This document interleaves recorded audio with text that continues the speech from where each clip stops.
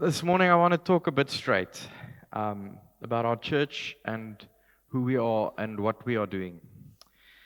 I want to thank you, and I want to start off with moving this, and I want to move this as well because I want you to see the backdrop. Kan julle almal sien? Ekskuus, ek staan met my rug teen julle. Was one of the first things I saw in our congregation was the Last Supper, and it's great. We've had some discussions about it and talked about it. But what do you guys see in this? Wat sien julle? Wat sien julle? Jesus in die middel? Is dit Leonardo da Vinci? Waar's Anshin? Waar's Anshin? Dankie. Is dit hy wat dit geteken het? Leonardo da Vinci. Jesus in the middle. What else do you see? It's predominantly white. They're wearing clothes that are way too modern for the time of Jesus. And Jesus also have a nice Gucci outfit there. It is, in one instance, it's inviting. It's a table that is inviting. But there's another feature, and Anshan, sorry, I'm quoting you now, because you made me, dankie vir jou, dankie. Sy het my hele ding gestuur. Sy's 'n kind, she's a art teacher, and she just gave some comments on Leonardo da Vinci and this art piece. And there's one thing she said that really struck me. Look at the disciples. Look at the disciples on both sides, if you can see. On the left, look at the confusion. Look at the gossip. Look at the eyes of the people looking at Jesus. Look at how the people that are closest to him are looking at him. Anshan said that's something Leonardo deliberately painted. Nay, he made it like that. There's one aspect of this table that we missed, and that was that these closest relatives are clearly divided over him. Even though he's the center, he's not receiving any empathy from his dearest and closest alliances. Jesus is also drawn or painted as looking downwards, and you can sense a sort of emotion from him. I think it's a bit of disappointment in a way. Sadness, empathy. I can imagine something of him coming in with a donkey into Jerusalem. All of us have either been in the middle or on the sides. We have either been the one being judged or those judging. We either find ourselves on one of the two positions. We want to sit on the sideline and we want to talk and gossip. And I'm not talking about church, I'm talking about everything. The way people live, the way if we go into the world, what the world sees. If we go to work, what do we see at work, in corporate? Yesterday I spoke to someone about corporate and the corporate environment and how trust and mistrust and emotions. But we've either been on one side or the other. So when we are talking about who we are and the emotions and that 4 habits, I want us to think about who is this congregation? Who are we? And that's why I thought about soft eyes. And that's why last week's sermon was about soft eyes. Because I don't see soft eyes here. If I look at him,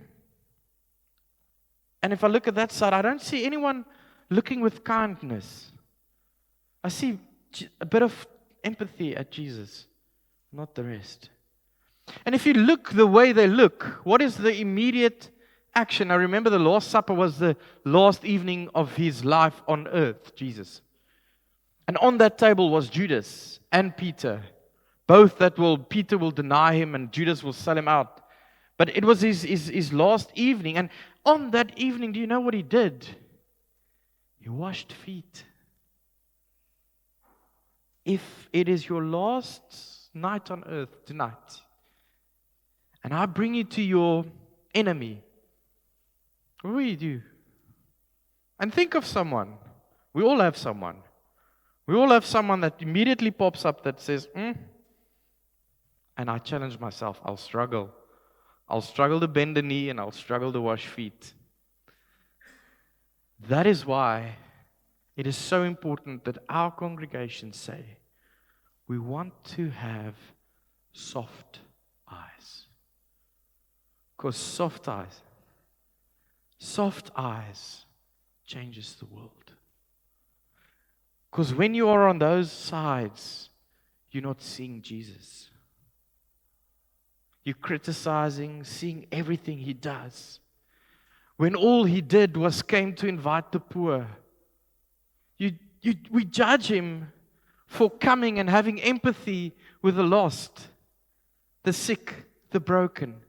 And we measure him according to religious standards of how a dominee or a priest or a pastor or a rabbi of his day should have been like. What should he have been like? And that is why last week's sermon was about soft eyes. Do we understand that Jesus, in the midst of this, had soft eyes? Do we grasp that the soft eyes Jesus has never stopped? He doesn't look at you and his heart hardens. En hy kyk na jou met haat. Hy het nog nooit nie.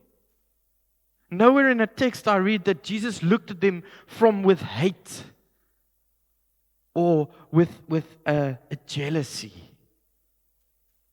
There's a few references to jealousy in the Old Testament. It's about I'm being a jealous God because he wants this intimate relationship with you. He doesn't want you to create any other form of a God because that is what he's jealous about. He's not jealous about what you have,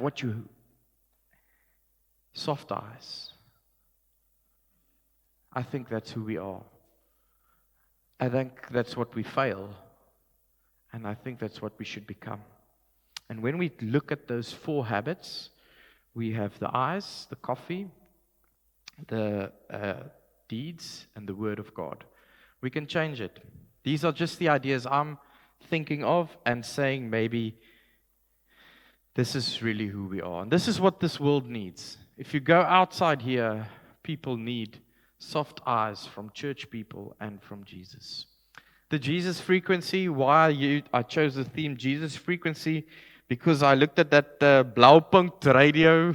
Het julle gekyk die draadloos, die Blaupunkt radio, because it was tuning into that frequency. Now in the modern cars and in the modern stuff, we just press a little button. I think my children won't even know that you can tune into a radio, but you have to tune. I remember when I was young, I wanted to listen to 5FM. They had this cool music, hierdie lekker, and I had to adjust fine because it was 98.9 hertz. So I needed to find that.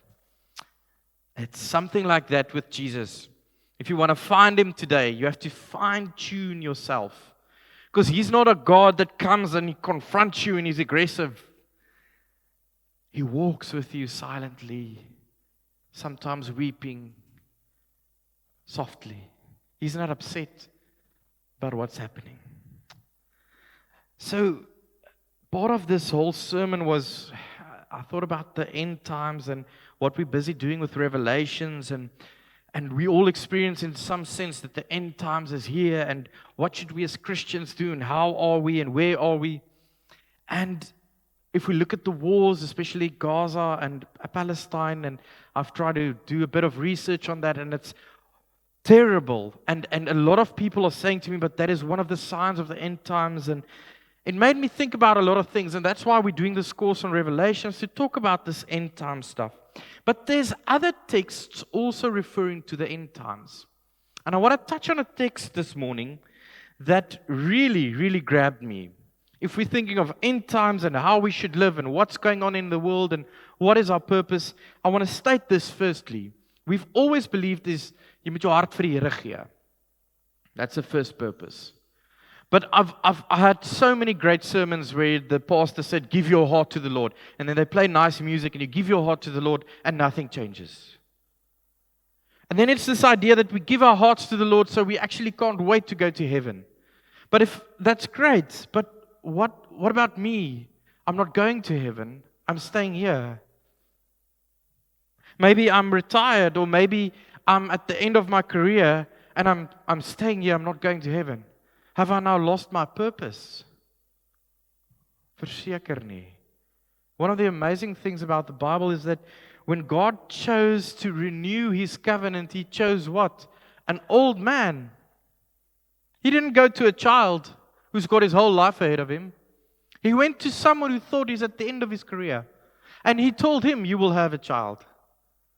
Like He tells Maria, a virgin, you will have a child whilst being a virgin. Amazing. Solid text.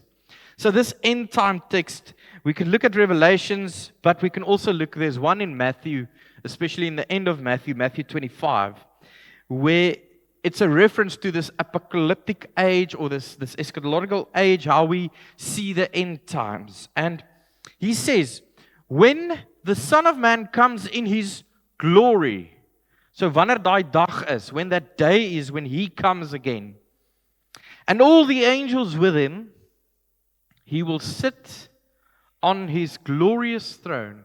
Amazing, the same as Revelations, Revelations 4 and 5, where He says, sitting on the throne. He's not anxious, He's not worried. Jesus is not worried and anxious. It's His last night on earth. Like I bang. He doesn't look scared to me. He looks disappointed to me. He's sitting on the throne. And then He says, when He comes, He will separate the people from one another. Now, we've had so many sermons on this. When He comes, He will divide. In this week we did the double-edged sword. The word is like a double-edged sword. En as hy kom, dan veroordeel hy en hy judge en hy skuif hierdie van daai. So if that happens, if Jesus comes, if that Jesus arrives today and He judges, what will the criteria be? Because most sermons say it's about being low. Not hot, not cold, but low. You shouldn't be low. But what is His judgment? What is His list, if He has one? He names it here. He says when He comes, He will separate sheep and goats. Now, if you've ever farmed met skape, beeste en boerbokke, which one would you choose? Iemand wat al geboer het? Tannie Albie, wat sal julle kies? Boerbokke.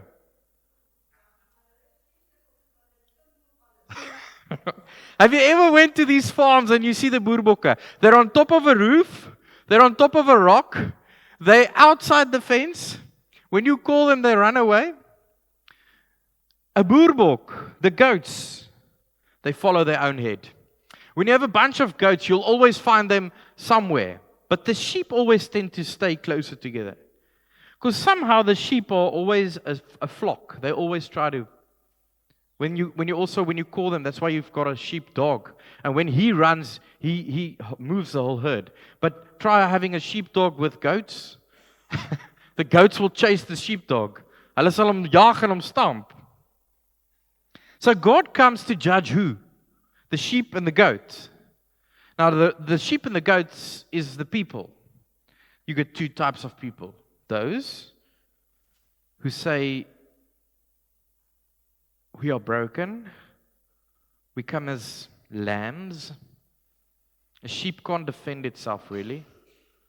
As jy 'n ram is, kan jy nie 'n ram miskien, ek het al 'n ram met my al gestamp, maar as jy 'n ooi is, a sheep can't really defend itself.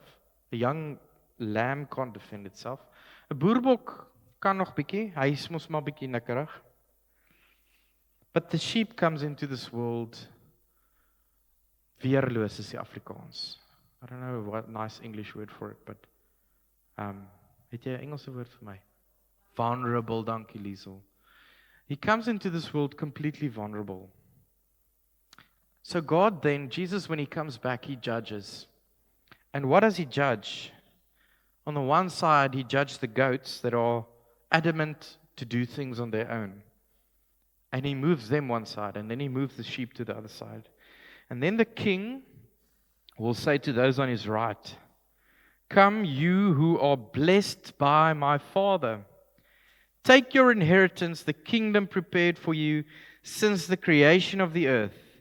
Now in Revelations, it's beautiful. This whole image continues. When Jesus chooses his people, he doesn't choose those who picked up the sword. He chose those who died, who were martyred. Hy het die martelare gekies. He didn't choose the ones who picked, and there was people who picked up swords. But he didn't choose them. He chose the ones who stood on the altar, and when evil was done to them, they said, "I choose Jesus, despite what you're going to do to me." And these disciples, after Jesus, were crucified, were boiled alive, skinned alive, crucified upside down. But if they renounced their faith, they would have lived longer. So he comes to judge. And he judged the vulnerable. And he says the kingdom of God is to the vulnerable. Beautifully adding to the Beatitudes, Matthew 5-7, where Jesus has this big sermon. And he says, "Geseend, blessed." And he starts off with, "Blessed are those who are broken. Blessed are those who mourn." He doesn't start with, "Blessed are the goats." Blessed are the sheep. "For I was hungry," he says, "you like a father, take your inheritance, the kingdom prepared for you since the creation of the world." Now he lists who he is going to judge.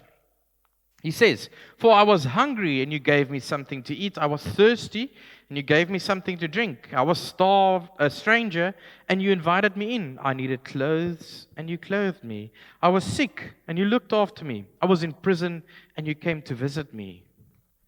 And then those on the right will answer him, "Lord, when did we see you hungry and fed you, or feed you?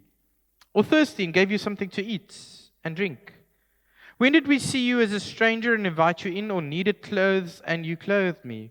When did we see you sick or in prison and go to visit you?" And the king will reply, who does he choose? Who does he look for? Truly I tell you, who does he select?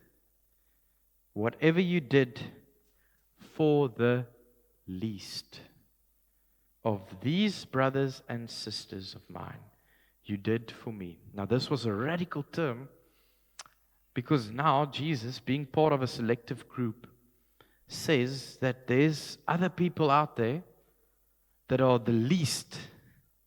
Now if you take the word the least, it's interesting that he says the least, die minste. En hoe jy die minste hanteer is hoe God voel oor jou en waaroor hy jou gaan oordeel. How he's going to judge. He's going to judge on how we look at the least. So being hot or on fire for Christ, it's good. Giving your heart to Jesus, it's good. But this Matthew text says it's more than that. When he comes, he will look at how you treated others. But not others as in colleagues and friends and well-standing people. How you looked at the least. Who's the least today? Who are the least? I think firstly we should acknowledge that it's us. We are the least. And he says it's brothers and sisters of mine. Then he will say to the left, "Depart from me, you who are cursed, into eternal fire, prepared for the devil and his angels. For I was hungry, and you gave me nothing to eat. I was thirsty, and you gave me nothing to drink. I was a stranger, and you did not invite me in. I needed clothes, and you did not clothe me. I was sick and in prison, and you did not look after me." Here, look. Look, see, eyes, soft eyes. Then I will also answer, "Lord, when did we see you hungry or thirsty or a stranger or needing clothes or sick or in prison and did not help you?" And he will reply, I tell you, whatever you did not do for the least of these, you did not do for me." Then they will look away to eternal punishment, but the righteous to eternal life.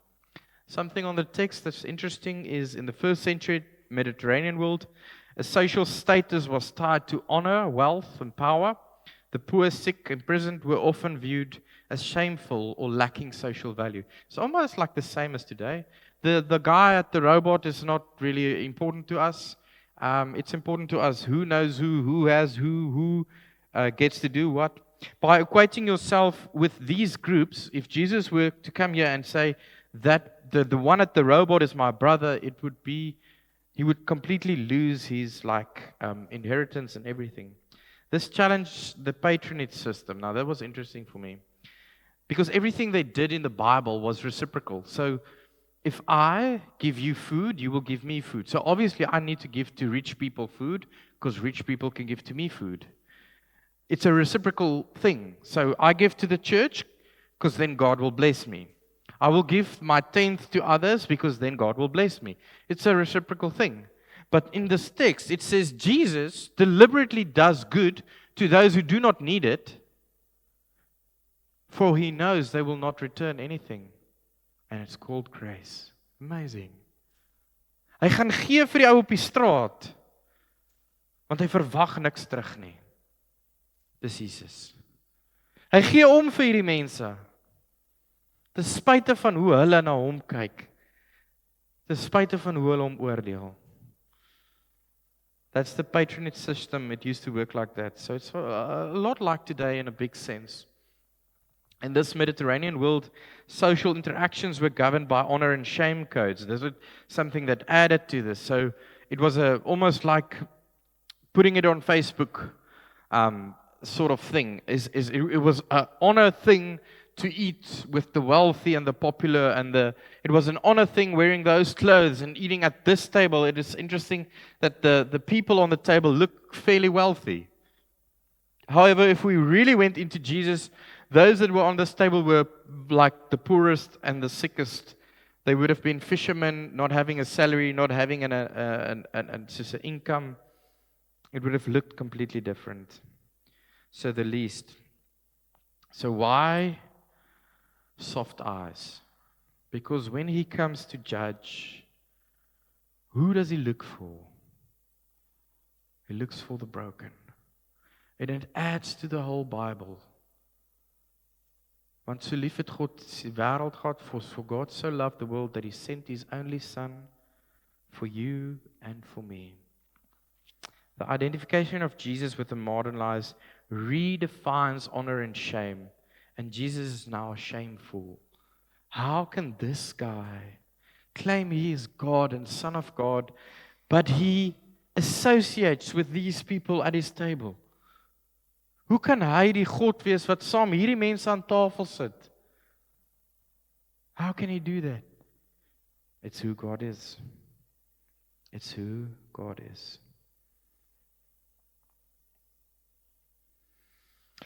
This week I listened to a podcast, and I love to listen to these things. And it's a guy who was in the porn industry, and he's having an interview. So he tells his life story. He had a father, and then his father literally abandoned him. His father just stayed down the road, but his father was never present. And so he ended up in the porn industry, and he tells how bad it is and how he lost his life. And then he tells that he one day, it's difficult, he can't date a woman because of his history. His history is bad. His history is not good because he's been in porn and drugs and all these things. And he says every time you meet someone and they ask, what do? You can't really say, I do this. I'm sort of a shameful thing to say, I actually do this for a living. And so he tells that he met his wife at a gym. And when he met her, she always exercised, but she left. And he met her, and he was like, how do I do this relationship? Because if she knows who I am, she won't get involved with me. So they interact, and then one day she tells him, I go for runs before church, and you can meet me in the park. So he meets her for the first time at the park, and he loves this woman. He thinks, well, I want this woman to be in my life. And so he knows what his background is. So he just, as they walk, he just says, well, I'm just going to lay my guts out. I'm just going to tell you everything Because you need to know who I am. You need to know who you're going to get involved with. You need to know, when you know me, you're going to see my entire history on the internet, and it'll never be removed. When you see me, you can choose to either see whatever I did. Just know I'm out of it. I'm trying to live a new life, but I struggle because I've got this history that's very, very bad. You can do that slide later. It's just part of the social context. And I put the time frame there on the podcast of what his future wife answered him when he said to her that I was part in the porn industry and I want to live a new life. And she answers him. She kept quiet. She was shocked at first, kept quiet. Then he said, interesting, she kept on walking with him. And her answer to him was, I don't want you to minimize the pain that you've experienced in your life. I don't want you to negate the real problems that your decisions have made for you. But I want you to know that you're not defined by the worst thing you've ever done. Wow. Hier's 'n stappie in en hy kyk na jou en hy sê die ergste ding, the worst thing you've ever done does not define you. That's soft eyes. He walks in and he looks at you and he says, the worst imaginable thing you've thought of, you've did, the time when you were most lost, it does not define you. She goes on to say, that's not the worst thing you've ever done. And it won't be defined by the greatest thing you ever do. If you have accompanied whatever the greatest thing is, it does not define you. Because there's one author of you, and it's not you. The story is not about you. It's not about what you do, who you are. It's God. Because there's one author of you, and it's God. And then she asks him, do you know who God is? Do you know that God? And he goes on to say, they continue, that's her question. And then she says, so what kind of food do you like? And he says, what? I just told her what I do. I just told her. And she asked, what kind of food I like? And then he says in that podcast, he says, you know what my plans were with you? Was A, B, and C, was to hook up with you, was to do really bad things with you. And you are interested in what food I like, what my dreams and aspirations are. Do I know what an acronym is? I don't know what an acronym is, he says. It was such a powerful thing to listen to. And you can watch the YouTube vision of it, that version of it. It's so cool. So he's been married to her, and he's a pastor now. And his work is doing this. And his work is to work with people in the industry, coming out of the industry. And he says, you know what's bad is every time, like once their child almost got, before their child got born, the night before, someone sent to his wife all the pornography images of him. And he was just again like, oh, it's as if my history just can't leave me.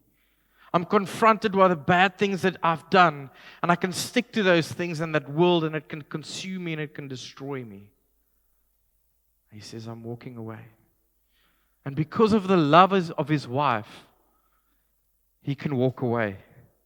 It's the love of his wife that he walks away.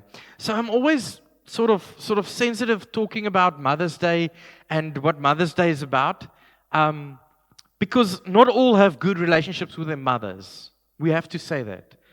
And it's not always like my ma was die beste ding, but if you had a good mother, it's amazing. If you are striving to be a good mother, it's amazing, and praise the Lord for that. But there's an aspect of a good mother that captivates me, and like this wife to this man, and it's unconditional love. My mother always looked at me, teleurgesteld. And I said, just gee my net pak sla eerder. Just give me a hiding. Don't look at me as if you're disappointed. Just rather give me a hiding. And it's the same look of Jesus. Because Jesus never looks at you and says, this defines you. He says, what are you doing? Don't you realize how much I love you? Don't you realize how much I think of you? Don't you realize that my son died for you? Don't you realize that you are not defined by your history, by what you did, or what you're doing, but you're defined by His love. You're defined by the way He looks at you. That's Mother's Day. Maybe you don't have a mother like that, so I don't want to exclude you. Maybe you have the idea of a mother, or maybe you experienced it in someone else. But Mother's Day is about that unconditional love of a mother who's always there and always reaching out. And if you didn't have that, I really am sorry. If you are that or trying to be that, blessed are you. But I think as a congregation, one of our emblems, soft hearts. Soft hearts, soft eyes. Soft eyes leads to soft hands. And Jesus touched people soft. That lady touched that porn industry person. She changed his life because she told him, God is the author of your life. And God looks at you and touches you with love. He's not throwing things at those people. He doesn't have a knife at his back. He doesn't have a whip for them.